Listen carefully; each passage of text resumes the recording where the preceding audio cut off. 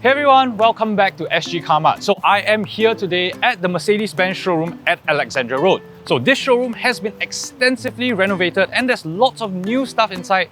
And most importantly, we are also here today for the launch of the brand new Mercedes E-Class. So let's go in and take a look.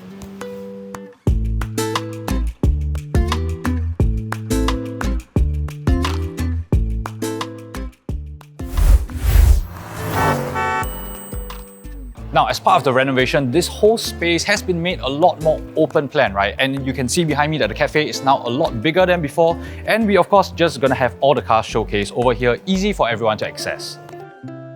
And over here, we have something called the Wheels of Time. And as you can see, it showcases the entire history of the Mercedes-Benz brand. Now over here, we also have some pieces of history, right? So right here is a replica of the first ever vehicle built by Carl Benz, and this is widely recognized as the first car ever built. So this is the precursor for everything else that we see here. And over here, we have a vintage piece. So this is a 1967 Mercedes 200. This is in many ways the original executive saloon, right? And what has this become? This has obviously become the E-Class that we all know and love. And talking about the E-Class, we are actually going to be seeing the launch of the new 6th generation model. So let's head upstairs and check it out.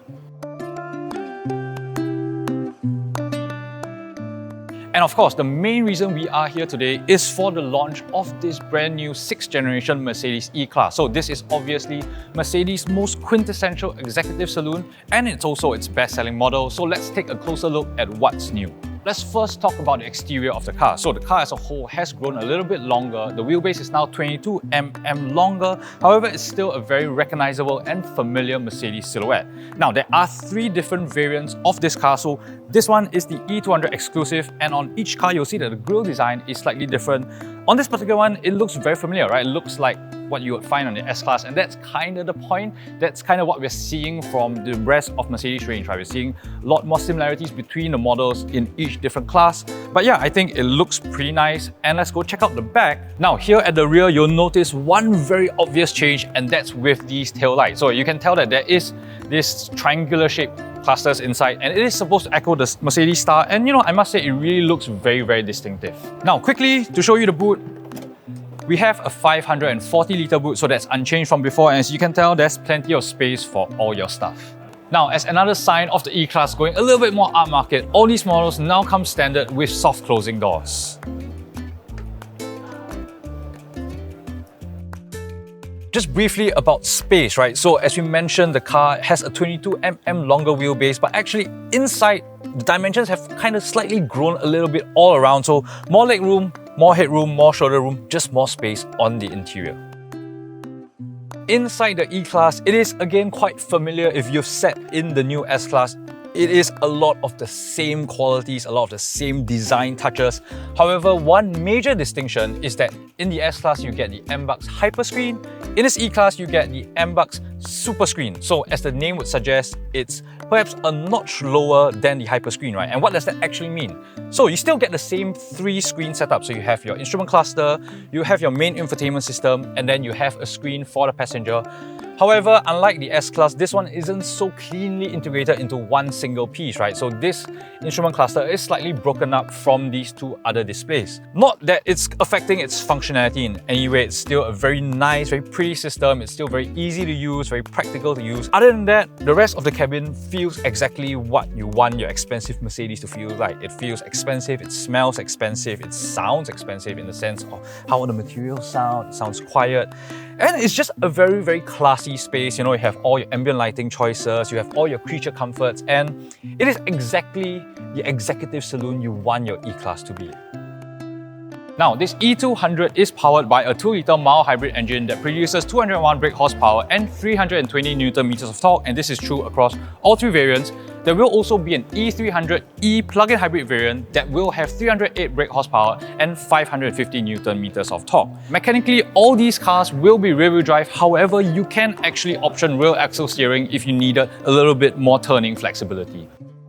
This is the Mercedes E200 Avantgarde, so this will be your lower spec model, and as you can obviously see, the front is a little bit different. You have a slightly different grille, and your intakes on the side are different as well. Now, I'm here inside the Avantgarde variant, and as you can see, it's pretty much the same feature-wise and functionality-wise, right? I mean, across the range, it's pretty much standard. The main differences are going to be, of course, your materials, your details, and some of your little touch points. So here we have the E200 AMG line, and as you would expect, it looks a little bit sportier, right? We have a slightly different grille, we have a slightly different bumper as well. One thing to point out, so you can see here the illuminated grille. So this will be standard across the entire E-Class range. We understand that the first batch of cars, some of them will not have this, but subsequently, the cars that customers order, they will all have this illuminated grille. Inside of this AMG line variant, it is functionally the same, right? So for example, the M-Buck Super Screen, that's standard across the entire E-Class range. But on this specific AMG line model, you're gonna get a lot more chrome, you're gonna get a lot darker tones, a more sporty interior, you know, the seats are a little bit different, but you know, it's ultimately a trim level and you have to decide which one is for you.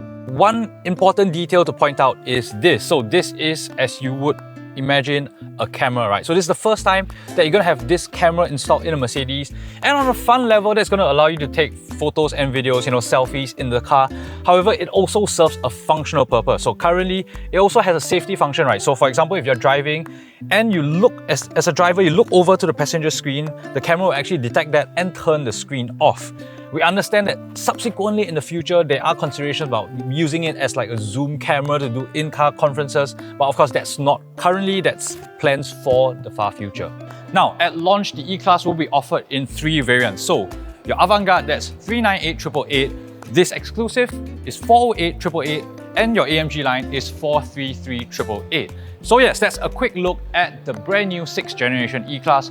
I hope you've enjoyed this video, and do remember to like, share and subscribe to our channel, and you can hit the notification bell so you will be alerted of all our upcoming videos. And of course, also check us out on TikTok at Sgcarmart. So yes, that's all I have for you. I'll see you soon. Bye! Modern Mercedes E-Class again in hybrid that will be offered with 308 brake horsepower and 550 Newton meters of torque.